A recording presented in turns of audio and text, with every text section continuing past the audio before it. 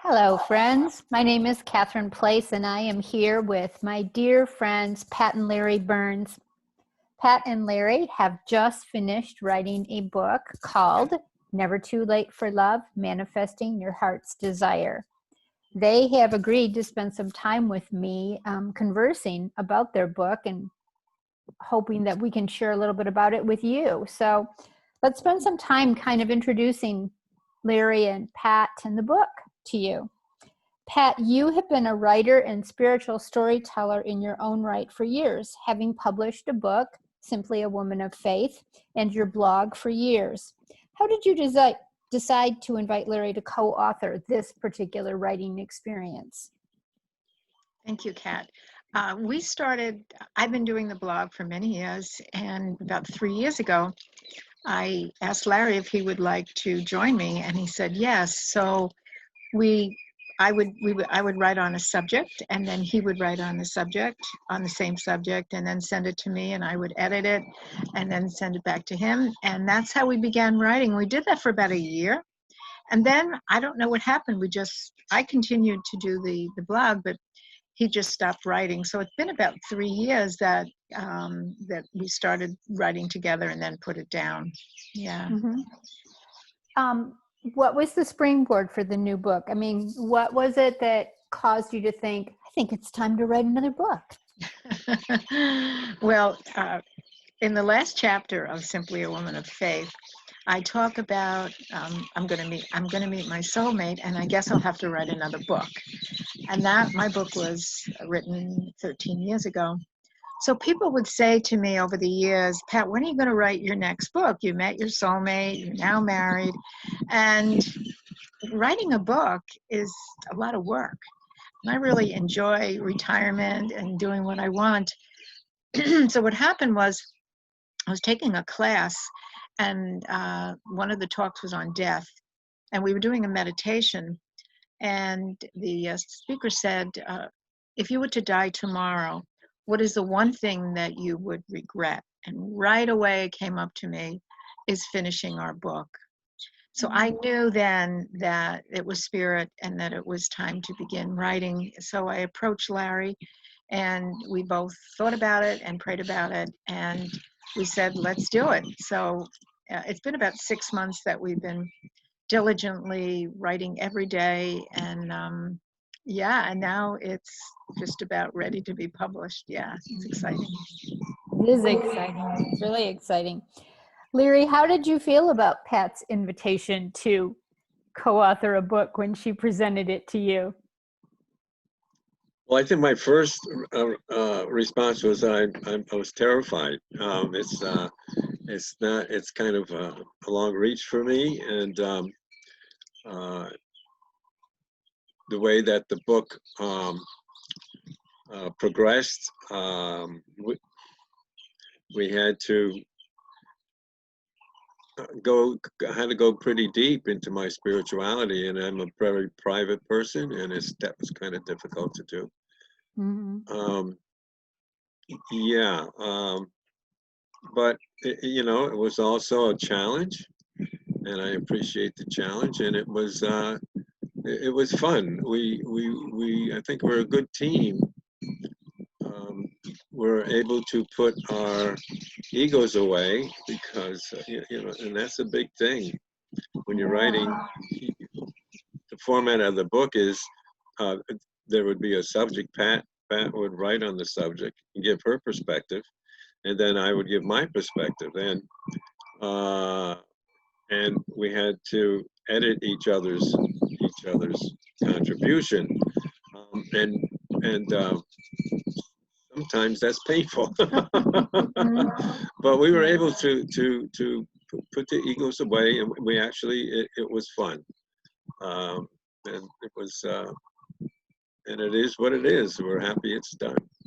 Yeah. I think the format of the book where you have Pat chapters and Larry chapters is going to be a really nice way for your readers to experience your love story. I think that as women, we tend to articulate our feelings about love to each other pretty easily, but I think that readers will really feel like it's a big benefit to hear a man's perspective of what this love story meant to you and to the two of you. I think it's going to make for really rich reading. So I'm looking forward to it.